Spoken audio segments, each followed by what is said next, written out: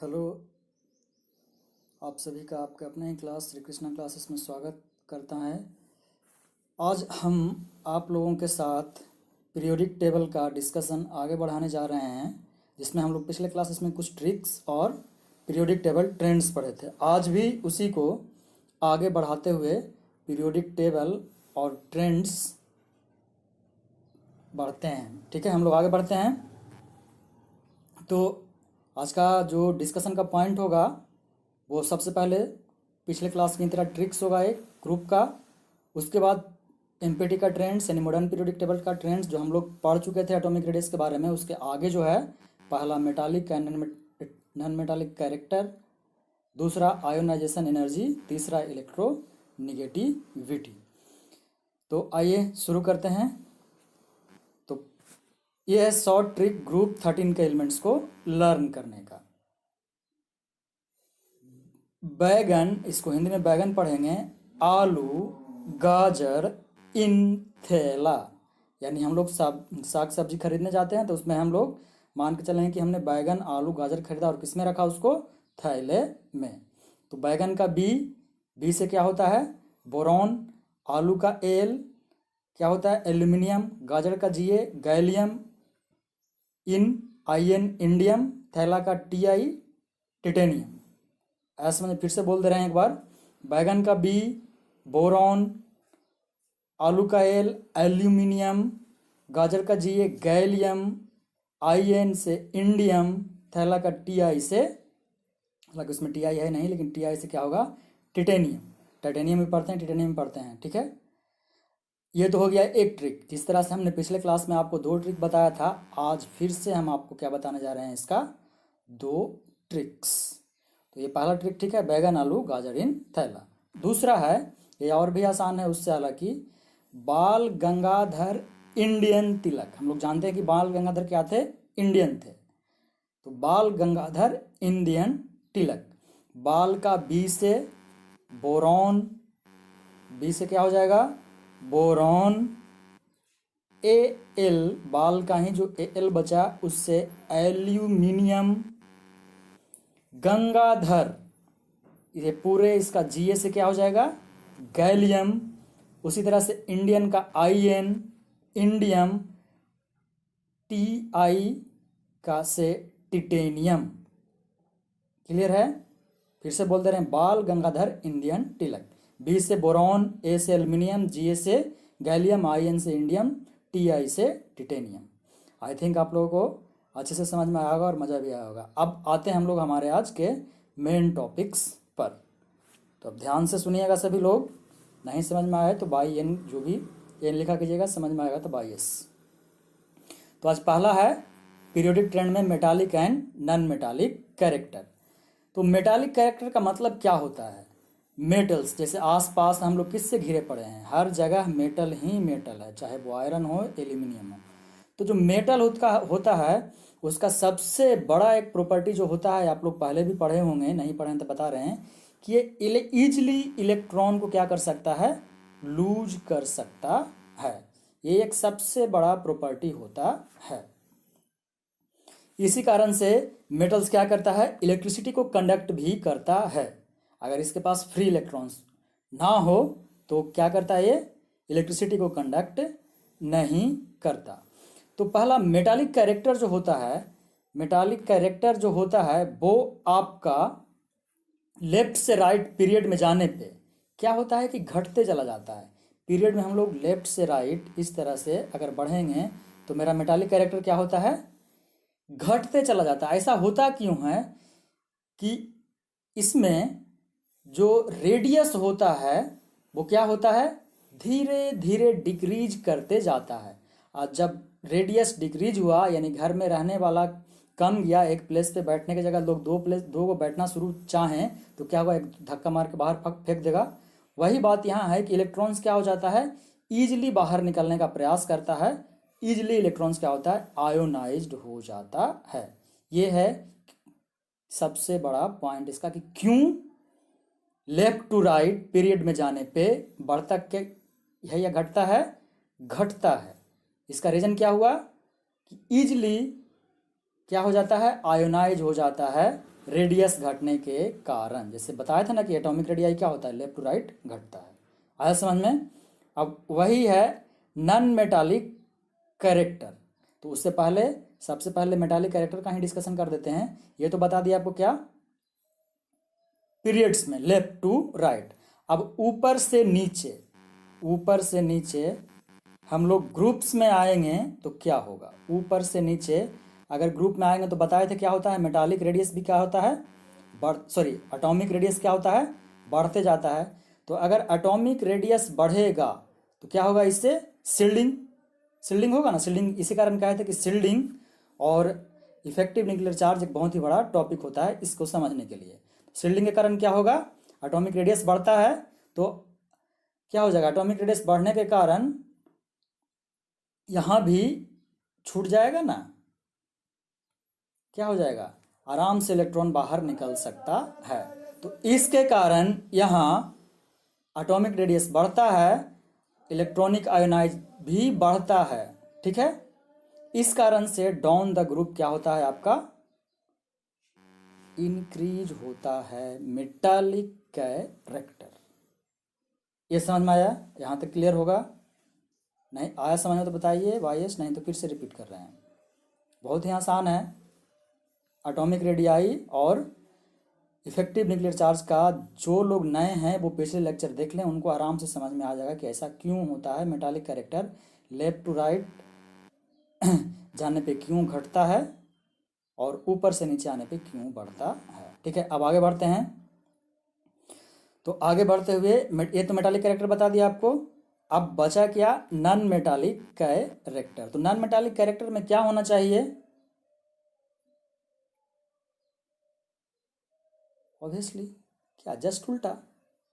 यानी क्या हो जाएगा, non metallic character left to right हमारा बढ़ेगा और ऊपर से नीचे आने ग्रुप में क्या होगा, क्या होगा, घटेगा।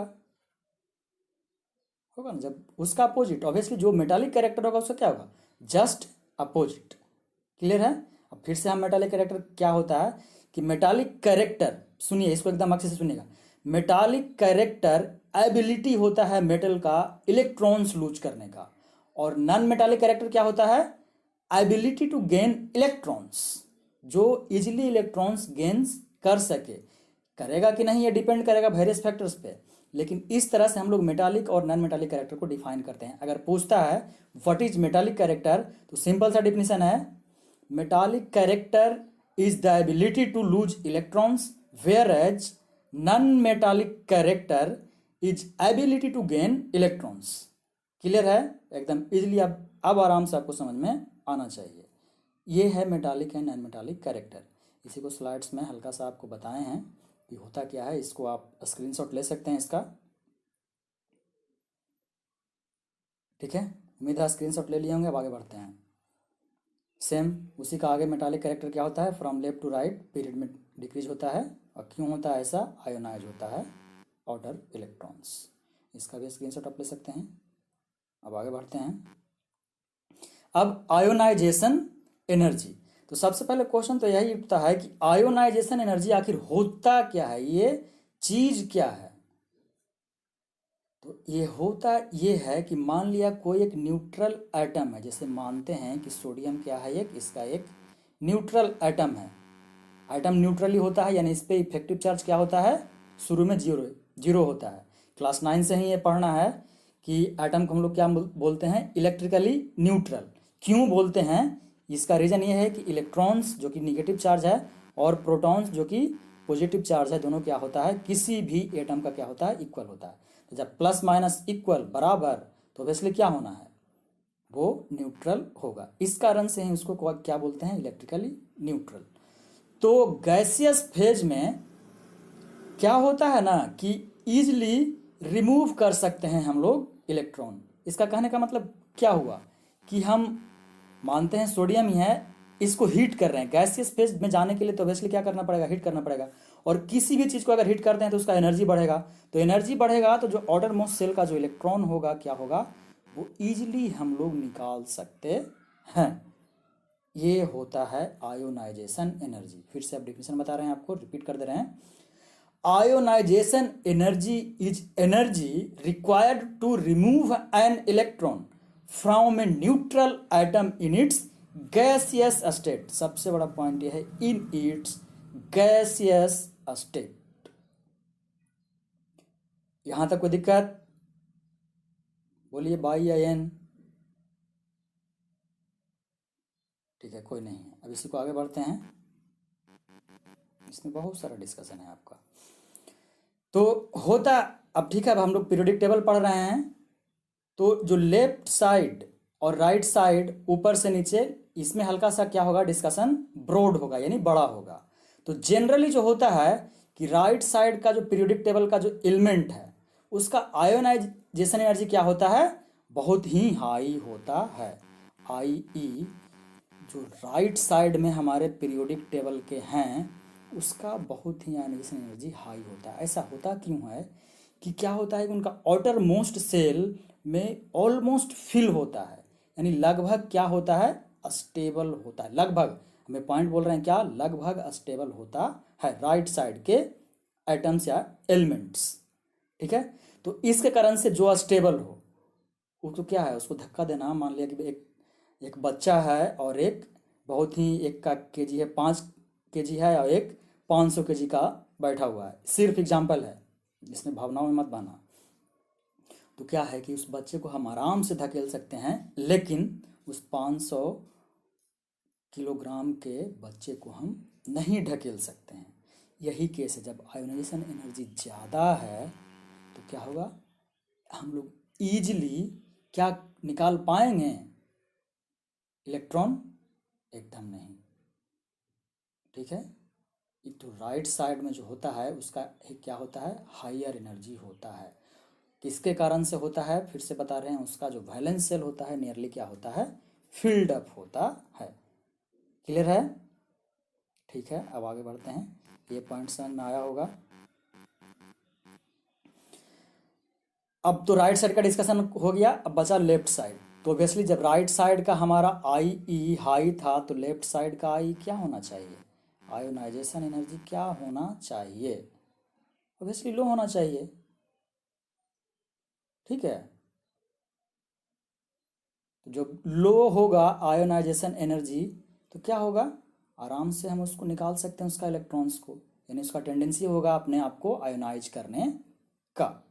तो इस कारण से जो आयोनाइजेशन एनर्जी होता है, left to right periodic table में क्या करेगा,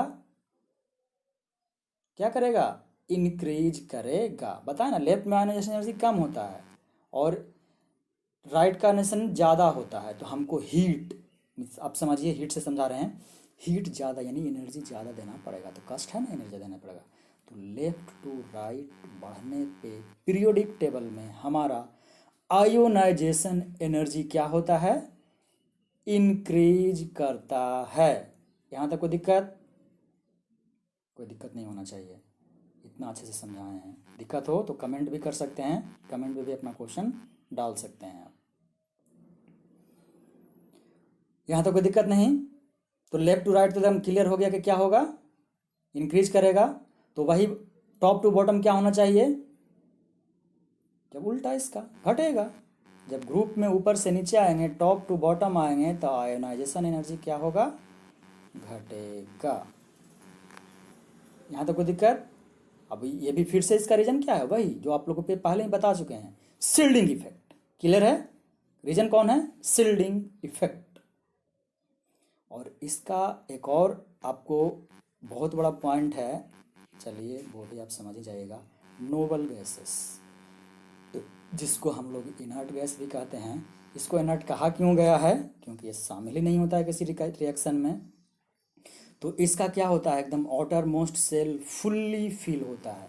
जो सेल होता है आउटर मोस्ट, वो क्या होता है, फुल्ली फिल होता है। इस कारण से इसका आयोनाइजेशन एनर्जी सबसे ज़्यादा होता है। ठीक है, तो इस कारण से अगर क्वेश्चन पूछता है कि पूरे पीरियोडिक टेबल में सबसे ज़्यादा हाईएस्ट आयोनाइजेशन एनर्जी किसका होगा, तो वो आंसर होगा आपका हीलियम। क्वेश्चन यूपीएससी तक में पूछा गया है। क्लियर है? उम्मीद करते हैं ये पॉइंट आपको समझ में आया होगा अच्छे से। अब हम लोग इसके नेक्स्ट पॉइंट पे बढ़ते हैं। आप यहाँ पे कुछ सेकंड्स के लिए हम इसका जो पीपीटी है उसको आप क्या कीजिए, इसका स्क्रीन को क्या कीजिए, स्क्रीन रिकॉर्ड कर लीजिए, स्क्रीन शॉट ले लीजिए, जो भी कीजिए। 5 सेकंड का टाइम दे रहे हैं, बस सिर्फ 5 सेकंड। ठीक है, अब आगे बढ़ते हैं हम लोग। आयोनाइजेशन एनर्जी बता दिया आपको पूरा। अब आपको बताते हैं हम इलेक्ट्रोनिगेटिविटी।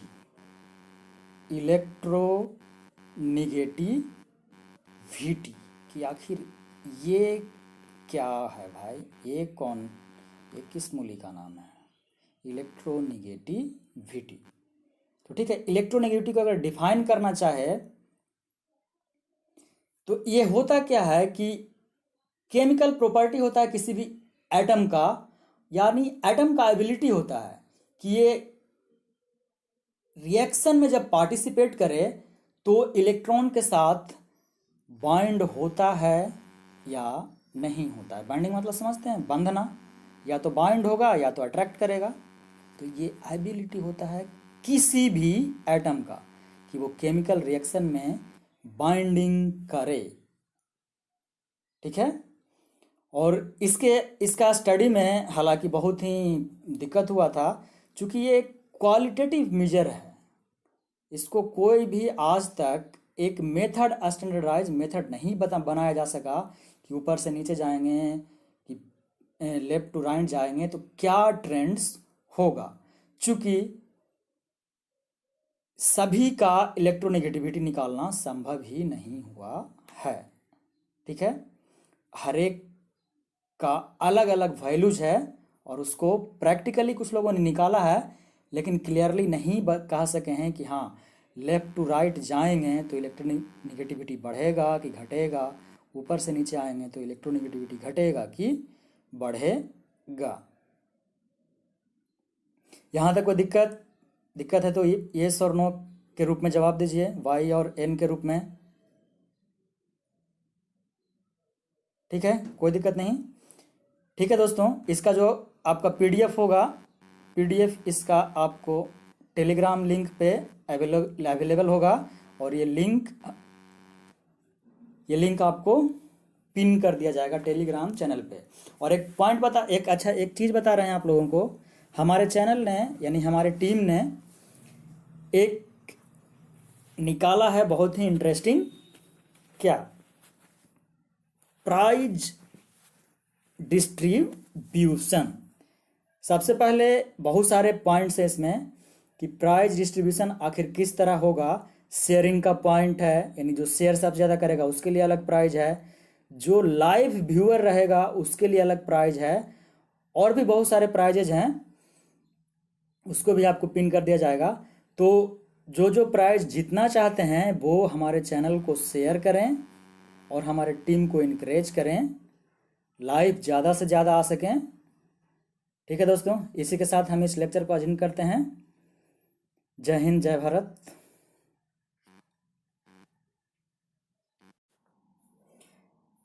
हेलो स्टूडेंट्स, आज हम लोग पीरियोडिक टेबल का अगला, और ये लगभग क्या होगा कि ये पीरियोडिक ट्रेंड्स का अंतिम टॉपिक होगा, तो इसको हम लोग आज शुरू करते हैं।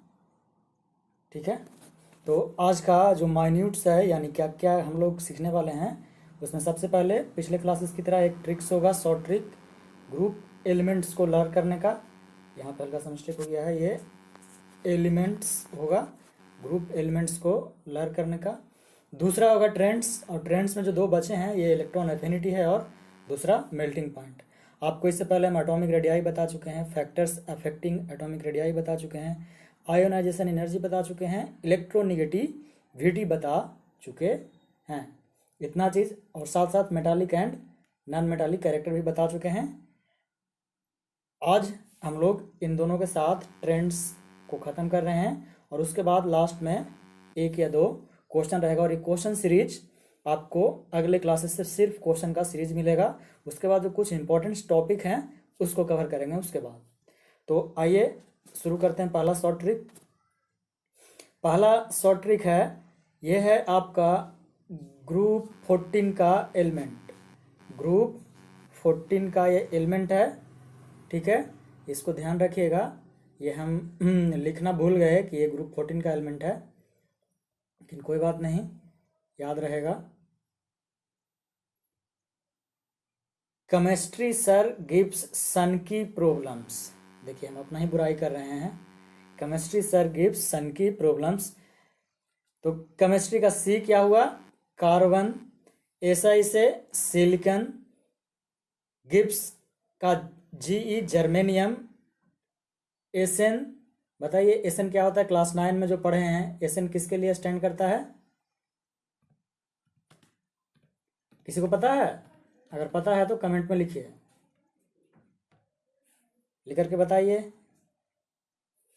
शायद आप लोगों को नहीं पता है, ठीक है, हम बता रहे हैं। इसका मतलब होता है अस्टेनम। इसका नाम भी शायद आप लोग नहीं ही सुने हों, अस्टेनम, इसको याद रखिएगा, अस्टेनम। पीवी, पीवी को क्या बोलते हैं? पीवी किसका? प्रॉब्लम्स का पीवी, ये तो पता होना चाहिए। किसको बोलते हैं? नहीं मालूम है? ये भी किसी को लिखे, लिखे क्या है पीवी जो, बताइए दोस्तों, जल्दी बताइए। इसका हर जगह बहुत जगह यूज करते हैं। क्या कहते हैं इसको? इसको हम लोग लेड कहते हैं, ठीक है। तो फिर से रिपीट कर दे रहे हैं एक बार। केमिस्ट्री सर गिव्स सन की प्रॉब्लम्स किसके लिए है? ग्रुप 14 के एलिमेंट्स के लिए। केमिस्ट्री सर गिव्स सन की problem. C stands for carbon. S I stands for silicon. G stands for germanium. S N stands for stannum. PB stands for lead. अब इसी को एक और सीधा तरीका,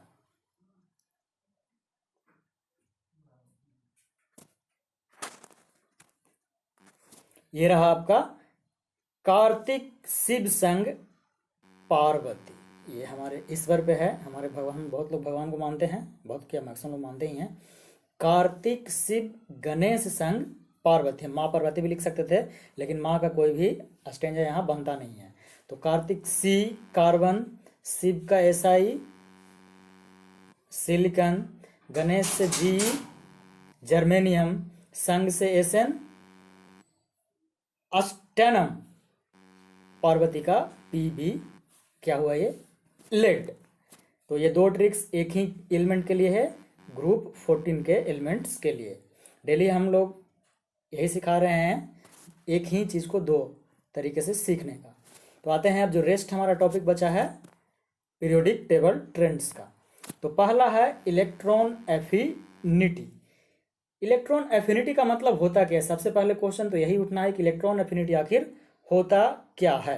तो एफिनिटी, अगर इंग्लिश वर्ड्स का आपको मीनिंग भी पता हो तो इसका क्या होता है? एफिट, क्या किसी से, एक तरह से लव के सेंस में भी कह सकते हैं। क्या होता है? किसी से प्रेम। तो यहाँ किससे प्रेम? इलेक्ट्रॉन से। किसको? एटम को। यानी कि इसका डेफिनेशन क्या होना चाहिए? Ability of an atom, ability of an atom, ये क्या होगा? एबिलिटी होगा किसका? एटम का, टू एक्सेप्ट इलेक्ट्रॉन्स, ठीक है, टू एक्सेप्ट इलेक्ट्रॉन्स। क्लियर हुआ दोस्तों? ये एकदम सीधा सीधा समझिए इलेक्ट्रॉन एफिनिटी होता क्या है, ठीक है।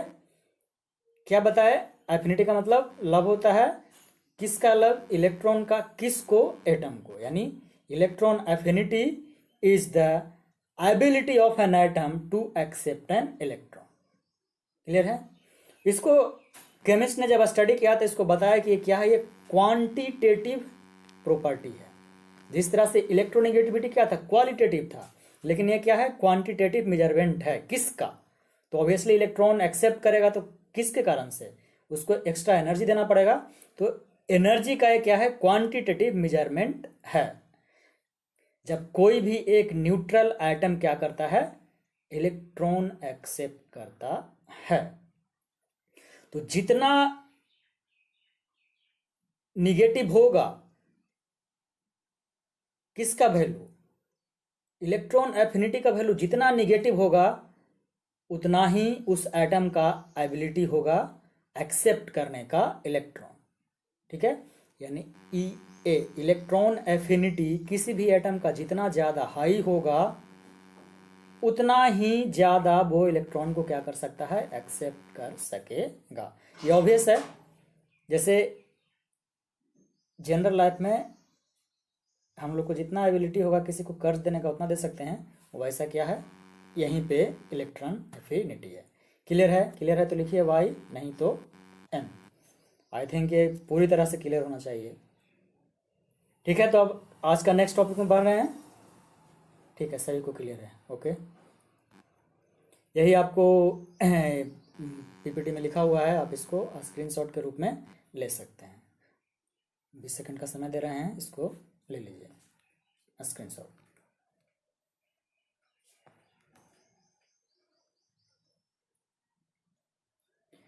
ठीक है दोस्तों, अब हम लोग आगे बढ़ रहे हैं।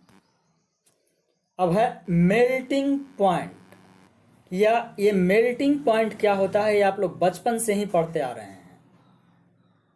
बचपन से क्या पढ़ते थे कि क्या हुआ, आइस कन्वर्ट हो गया किसमें, वाटर। क्यों हुआ, आखिर ऐसा क्या मिल गया आइस को, तो हम लोग को बताया जाता है कि टेम्परेचर मिल गया। तो यानी ये टेम्परेचर, ऐसे टेम्परेचर गर्म करते हैं, इसी कारण टेम्परेचर, लेकिन एक्चुअली में उसको मिलता क्या है, हीट। क्या मिलता है, हीट। तो आखिर ये है क्या, अगर इसको केमिस्ट्री के सेंस में हम लोग जानना चाहें तब, तो मेल्टिंग पॉइंट अगर केमिस्ट्री के सेंस में जानना चाह रहे हैं एग्जैक्टली यहाँ पे, तो ये क्या है, एनर्जी रिक्वायर्ड। क्या है, energy required to break a bond. क्योंकि क्या होता है, केमिस्ट्री में बॉन्डिंग ही तो होता है। तो to break a bond to change the solid phase of a substance into liquid. जो हम लोग सीधा सीधी पढ़ते हैं बचपन में, उसको ही यहाँ पे क्या कर रहे हैं, एक्सपेंड कर रहे हैं। It is the energy required to break a bond to change the solid state of a substance to a liquid. ये सीधा सीधी आपका क्या है, डेफिनेशन है किसका, मेल्टिंग पॉइंट का। तो अब नॉर्मली हम लोग सेंस लगा सकते हैं कि जब दो एटम के बीच जितना पावरफुल बॉन्ड होगा, यानी जितना हायर बॉन्ड होगा, उतना ही हमको ज़्यादा एनर्जी देना पड़ेगा उसको, है ना, सिंपल है। तो यानी कि जिस एटम का जिस एलिमेंट का सबसे ज़्यादा होगा बॉन्ड स्ट्रोंगर, उसको ज़्यादा एनर्जी देना पड़ेगा। ठीक है, तो इसका मतलब ज़्यादा हीट हमको देना पड़ेगा। क्लियर है ये? तो इसमें कुछ पॉइंट्स हैं कि मेटल्स जो हमारे पीरियोडिक टेबल्स में होते हैं, उनका जनरली बहुत ही हाई मेल्टिंग पॉइंट होता है, और जो नॉन मेटल्स होते हैं उनका लो मेल्टिंग पॉइंट होता है। यहाँ तक समझ में आया कि नहीं, ये बताइए। ये बहुत ही मेल्टिंग पॉइंट हम लोग बचपन से पढ़ रहे हैं, बस यहीं पे हम रिलेट किया के हैं बॉन्ड से। क्लियर है यहाँ तक? और इसमें एक एडिशनल पॉइंट बता दे रहे हैं कि बॉइलिंग पॉइंट, जितने भी एलिमेंट अवेलेबल है नॉन मेटल्स में, उसमें सबसे ज़्यादा बॉइलिंग पॉइंट होता है आपका किसका, पता है, कार्बन का, सी। इसका होता है एटॉमिक रिप्रेजेंटेशन क्या, सी। तो कार्बन का सबसे ज़्यादा नॉन मेटल में होता है। ठीक है, सारे के सारे नॉन मेटल्स में, ऑल द एलिमेंट्स में। ये स्पेशल पॉइंट आप लोगों को याद रखना है। अब आगे बढ़ते हैं। यही सेम चीज़ आपको डेफिनेशन में लिखा हुआ है, 10 सेकंड 20 सेकंड का समय इसको भी दे रहे हैं। आप इसका डेफिनेशन मेल्टिंग पॉइंट का देख लीजिए, स्क्रीनशॉट ले लीजिए इसको। आगे बढ़ रहे हैं। तो आज का कुछ क्वेश्चन है, ये पहला आप लोग को पढ़ा चुके हैं, उसी के अनुसार क्वेश्चन पूछे हैं आज। In the modern periodic table the number of period of the element is same as. यानी कि हम लोग जो पढ़ रहे थे मोस्टली का मॉडर्न पीरियोडिक टेबल, कि पीरियड्स हम लोग किसके अनुसार निकाल रहे थे, एटॉमिक नंबर के अनुसार, प्रिंसिपल क्वांटम नंबर के अनुसार, एजीमुथल क्वांटम नंबर के अनुसार, या एटॉमिक मास के अनुसार। ये तीन चीज़ों के बारे में, atomic mass, atomic number, principal quantum number के बारे में तो पता है, एजीमुथल के बारे में आप लोग को पता नहीं है, इसके लिए एक अलग से टॉपिक है, उसको भी हम डिस्कशन करेंगे। तो बताए थे ना किस पे करते हैं, जैसे 3s1, ये किसका था, सोडियम का है लास्ट एलिमेंट।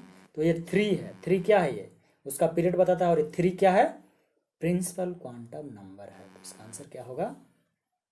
ए। ठीक है, किसके अनुसार हम लोग निकालते हैं पीरियोडिक टेबल में कि नंबर ऑफ पीरियड क्या होगा? प्रिंसिपल क्वांटम नंबर के अनुसार। क्लियर है यहाँ तक? अब आगे दूसरा क्वेश्चन। इसमें आपको बताना है कि निगेटिविटी का करेक्ट ऑर्डर क्या है। बताइए जरा, आप लोगों को सब कुछ बता चुके हैं।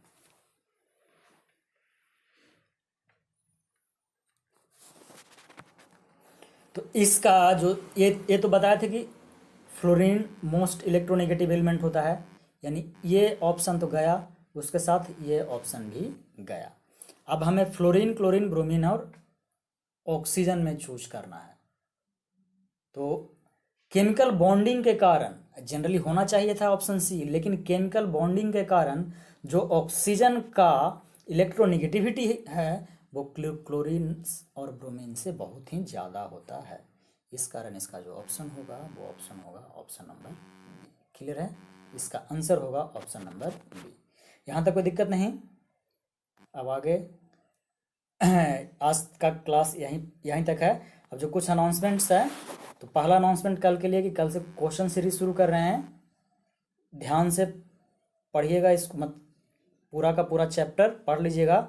जो लोग भी लाइव देख रहे हैं और जो देखने वाले हैं, कल से क्वेश्चन सीरीज शुरू कर रहे हैं। और इन क्वेश्चंस में पहले बेसिक्स क्वेश्चन होंगे जो 11th-12th में पूछे जाते हैं। उसके बाद धीरे धीरे हम लोग बेस से हाई की तरफ बढ़ेंगे जो जेई नीट में पूछे जाते हैं। क्लियर है यहाँ तक? और कुछ कंसेप्ट्स जो कि आगे पढ़ना है उसका भी डिस्कशन करेंगे, जैसे कि SPDF, इसमें इस ब्लॉक्स के एलिमेंट्स का प्रॉपर्टी वगैरह सब सेपरेट एनसीईआरटी में अलग से सारे का सारा चैप्टर पढ़ना है। उसको हम लोग अलग चैप्टर के अनुसार ही पढ़ेंगे, S block elements, P block elements की तरह। तो जैसे कि आप लोग को पता है कि हमारा टीम क्या कर रहा है कि अवार्ड दे रहा है, प्राइज डिस्ट्रीब्यूशन करेगा इस लॉकडाउन के ड्यूरिंग, कि जो सबसे ज़्यादा बार देखेंगे हमारे चैनल को, उनके लिए, जो सबसे ज़्यादा लाइव रहेंगे उनके लिए, सभी के लिए कुछ न कुछ अलग अलग प्राइज है। तो इस चैनल को शेयर कीजिए, शेयरिंग के लिए भी अलग से प्राइज है। शेयर कीजिए, सब्सक्राइब कीजिए, इस चैनल को आगे बढ़ाइए। यहीं पे आज समाप्त करते हैं। धन्यवाद। जय हिंद, जय भारत। हाय, नमस्कार दोस्तों। आज फिर से हम लोग शुरू कर रहे हैं आगे पीरियोडिक टेबल जो चैप्टर है उसको हम लोग आगे बढ़ा रहे हैं। तो आज का जो माइन्यूट्स है यानी क्या डिस्कशन होने वाला है वो होगा पहला, उसी तरह से शॉर्ट ट्रिक, एक ग्रुप एलिमेंट्स को लर्न करने का, और आगे का क्यूजेज यानी कुछ क्वेश्चंस होंगे जो प्रीवियस ईयर में पूछे गए हैं। तो पहला ट्रिक है, ओए सुन सक्सेना तेरी पोल खोलूं, यानी कि सक्सेना साहब सुन मैं तुम्हारी पोल खोलता हूँ। O stands for oxygen, S for sulphur, SE for selenium, TE for tellurium और पीओ फॉर पोलोनियम। ठीक है, पोलोनियम। ठीक है, यहाँ तक कोई दिक्कत? इसी का जो होगा नेक्स्ट, ओह स्टाइलिश तेल पॉलिश, ये भी इंटरेस्टिंग है ना। ओह स्टाइलिश तेल polish. O oxygen, S sulphur, SE selenium, T tellurium, PO polonium. कोई दिक्कत यहाँ तक? होना नहीं चाहिए, ये तो बहुत ही क्या बोलते हैं इजी है। अब आते हैं आज के क्वेश्चंस पे। तो जो पहला क्वेश्चंस है वो है, in general the property that decreases and increases and decreases down the group, यानी इसमें से कौन सा ऐसा प्रॉपर्टी है जो पहले मतलब कि इंक्रीज करता है और डिक्रीज करता है ऑप्शन के अनुसार। तो एटॉमिक रेडियस, तो हम लोग जानते हैं कि atomic radius down the group जाते हैं तो क्या करता है, एटॉमिक रेडियस बढ़ता है। यानी हमको वो ऑप्शन चूज करना जिसमें एटॉमिक रेडियस बढ़ा हुआ लिखा हुआ है, यानी ऑप्शन एक ये हो सकता है,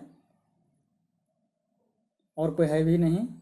हाँ, यानी सीधा सीधे ऑप्शन क्या होना है, ए। बात का चेक करने का जरूरत भी नहीं है। हम लोगों को बताया थे ना कि एटॉमिक रेडियस क्या होता है, डाउन द ग्रुप जाते हैं तो इंक्रीज करता है। तो हमारा ऑप्शन क्या होगा, ऑप्शन नंबर ए। कोई दिक्कत यहाँ तक? आगे बढ़ते हैं। अब क्वेश्चन है, the isotopes of hydrogen are, यानी हाइड्रोजन का कौन कौन सा आइसोटॉप होता है? प्रोटियम, ड्यूटेरियम सिर्फ, प्रोटियम, ड्यूटेरियम, ट्रिटियम तीनों, tritium and protium only, deuterium and tritium only. तो इसका जो आंसर होगा वो होगा आपका option number C, sorry B. Protium, deuterium and tritium तीनों होता है इसका आइसोटोप्स। आइसोटोप्स होता क्या है?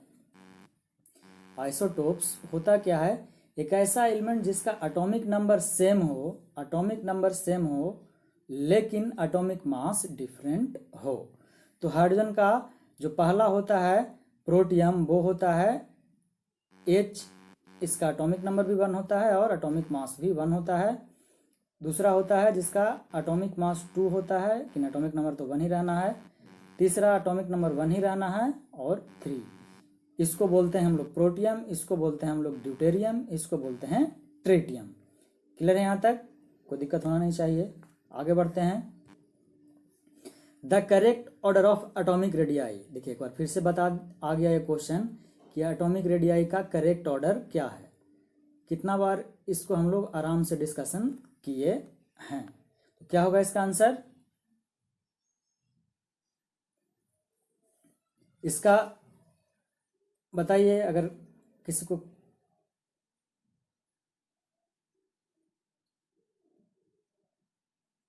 बताइए बताइए बताइए। बता चुके हैं बहुत बार।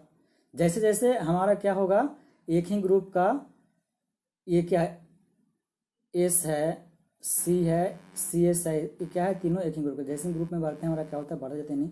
सल्फर का छोटा होगा कार्बन से, कार्बन का छोटा होगा एल्यूमिनियम से, और एल्यूमिनियम का छोटा होगा सी एस। यानी हमारा आंसर क्या होगा? ये option number A is the right answer.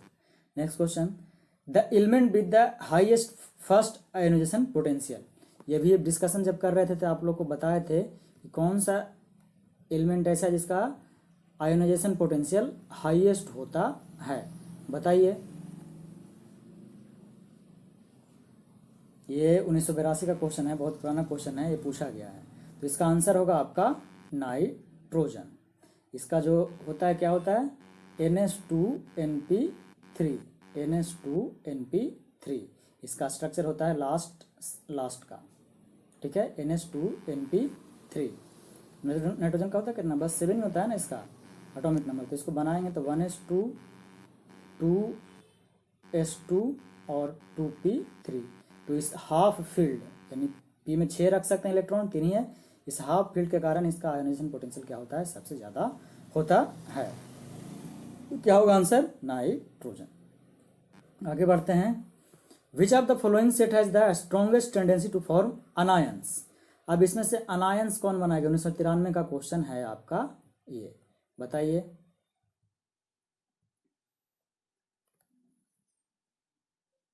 ये पूरा का पूरा जो एलिमेंट दिया है उसमें सबसे ज़्यादा टेंडेंसी किसका होगा? तो इसमें सबसे ज़्यादा टेंडेंसी होगा वो होगा सोडियम, ऑक्सीजन और क्या, फ्लोरीन का। ये इजीली अपना इलेक्ट्रॉन से सोडियम Na+ बना सकता है। उसी तरह से ऑक्सीजन रिलीज कर सकता है अपना इलेक्ट्रॉन, ऑक्सीजन और प्लस में जा सकता है। उसी तरह से फ्लोरीन क्या मोस्ट इलेक्ट्रोनेगेटिव एलिमेंट है। क्लियर है? तो इसका आंसर होगा आपका NOF, यानी नाइट्रोजन, ऑक्सीजन और फ्लोरीन का जो है उससे वही हमारा आंसर होगा इसका। क्लियर है? ये 1993 का क्वेश्चन है। अब आगे बढ़ते हैं। ये एक इंटरेस्टिंग और वैल्यू बेस्ड क्वेश्चन, बहुत अच्छा क्वेश्चन है। ये एलिमेंट है जो जिसका एटॉमिक नंबर Z क्या है, 114 है। Discovered, recently discover, it will belong to which of the following family. इसका क्या होना चाहिए फैमिली, यानी किस फैमिली में इसको रखा गया है या रखा जा सकता है। बताइए बताइए बताइए।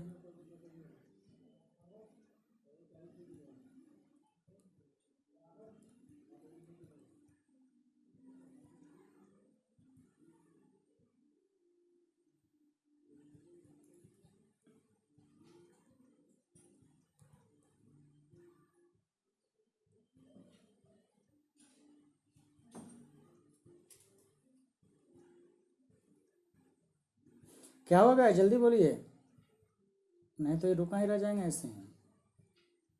बहुत ही ईजी क्वेश्चन है, इसका आप लोग बनाइए।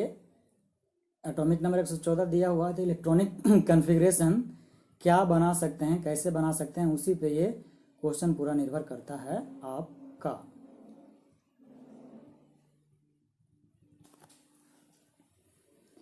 ठीक है, आप लोग नहीं बता रहे थे, हम बता रहे, इसका जो होगा वो होगा कार्बन फैमिली का। इसका जब हम लोग इलेक्ट्रॉनिक कन्फिग्रेशन बनाते हैं तो रेडॉन के बाद 5f में 14 इलेक्ट्रॉन जाता है, 6d में 10 इलेक्ट्रॉन जाता है, 7s में 2 और 7p में 2 इलेक्ट्रॉन जाता है। तो कौन सा होगा, ये कार्बन फैमिली का ये एलिमेंट रखा जा सकता है, यानी रखा गया है इसको। क्लियर है। फॉर द, और एक्चुअली बताना भूल गए, जो क्वेश्चन था ये आपको रिसेंट क्वेश्चन है, 2017 का पूछा हुआ है। For the second period element the correct increasing order of the first ionization enthalpy, फिर से आयोनाइजेशन एनर्जी या आयोनाइजेशन एंथैल्पी पे आपका क्वेश्चन आ गया है। तो क्या होगा इसका,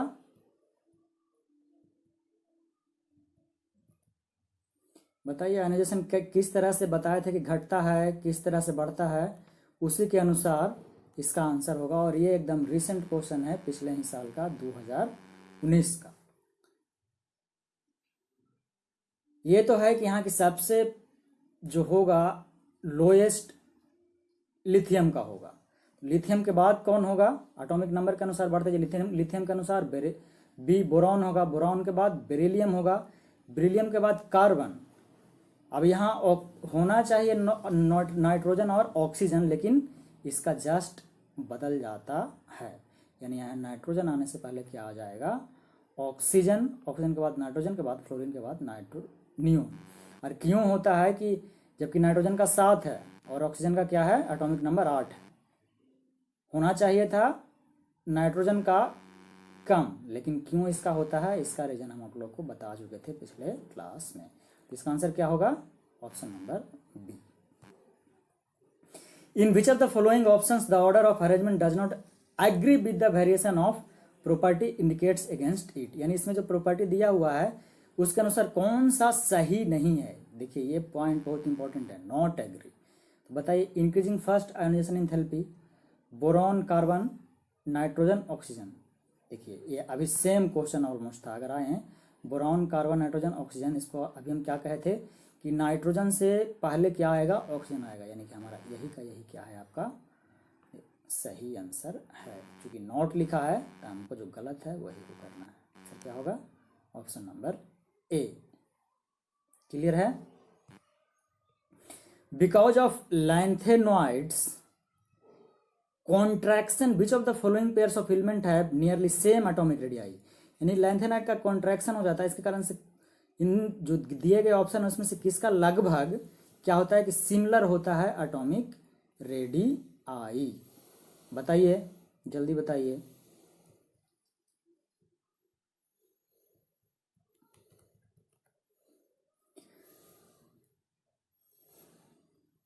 ठीक है, यह है आपका जिरकोनियम और निविडियम। ठीक है, सॉरी निविडियम नहीं हो सकता, ये HF, हाँ, जिरकोनियम एंड हैफोनियम। ठीक है, इसका आंसर क्या होगा, Zr प्लस HF। ये होता है इसके कारण से कि लैंथेनॉइड का क्या होता है कि ये कॉन्ट्रैक्शन हो जाता है, इस कारण से इन दोनों का एटॉमिक रेडियस ऑलमोस्ट इक्वल पाया गया है। ये क्वेश्चन आपका 2015 का पूछा हुआ है। Next, which of the following order of ionic radii is correctly represented. बताइए, यानी यहाँ हाइड्रोजन माइनस का ज़्यादा होगा कि हाइड्रोजन प्लस का ज़्यादा होगा कि हाइड्रोजन का, यही आपको इसमें बताना है। ये भी क्वेश्चन आसान है, कोशिश कीजिए बताने का इसका।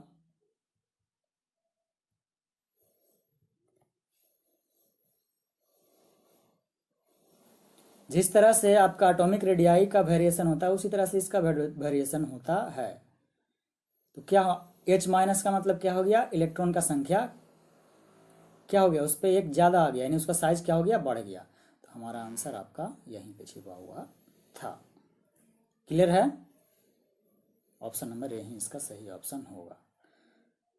तो ये था आज का क्वेश्चन का सीरीज। उम्मीद है आपको अच्छा लगा। जो भी क्वेश्चन समझ में ना आया हो आप कमेंट में इसका सॉल्यूशन पूछ सकते हैं। ये क्वेश्चन 2014 का पूछा हुआ था। ठीक है, आज का लेक्चर हम यहीं एंड करते हैं। उम्मीद करते हैं आप लोगों को सब कुछ समझ में आ गया होगा। अगर समझ में आया है तो चैनल को शेयर और सब्सक्राइब कीजिए। जय हिंद, जय